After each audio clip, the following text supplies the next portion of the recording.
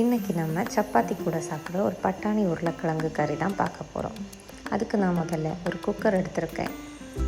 அதில் தேங்காய் எண்ணெய் 2 டேபிள் ஸ்பூன் எடுத்திருக்கேன். எண்ணெய் நல்லா சூடாகி வந்ததும் பட்டை, இலை, கிராம்பு சேர்த்துருக்கேன். கூடவே மீடியம் சைஸ் வெங்காயம் ஒன்று சேர்த்துருக்கேன்.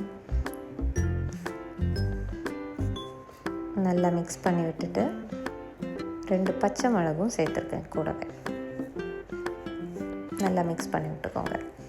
அப்புறமா 1 டேபிள் ஸ்பூன் இஞ்சி பூண்டு எடுத்துருக்கேன். அப்புறமா ஒரு மீடியம் சைஸ் வெங்காயம் எடுத்துருக்கேன்.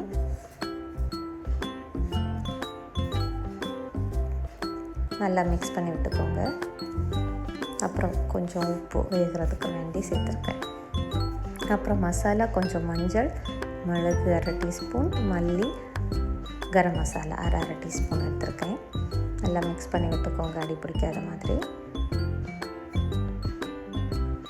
கூடவே ஒரு மீடியம் சைஸ் உருளைக்கிழங்கு எடுத்துருக்கேன். அப்புறம் ஃப்ரெஷ் பட்டாணி 1 கப் எடுத்துருக்கேன். நல்லா மிக்ஸ் பண்ணி விட்டுக்கோங்க.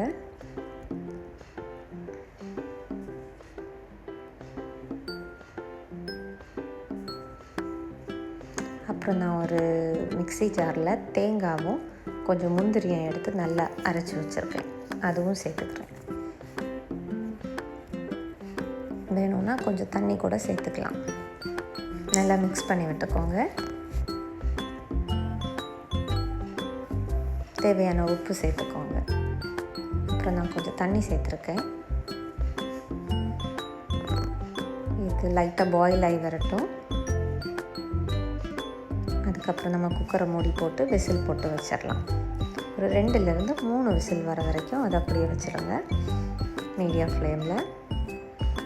பட்டாணி நல்லா வெந்து வரட்டும். இப்போ விசில் விட்டுடுச்சு. ப்ரெஷர் ரிலீஸ் ஆகிடுச்சு. நம்ம இதை ஓப்பன் பண்ணி பார்க்கலாம். இப்போ அருமையான குருமா ரெடி. இது சப்பாத்திக்கு கூட சாப்பிடும்போது ரொம்ப டேஸ்ட்டாக இருக்கும். நீங்களும் ட்ரை பண்ணி பாருங்கள். தேங்க்ஸ் ஃபார் வாட்சிங்.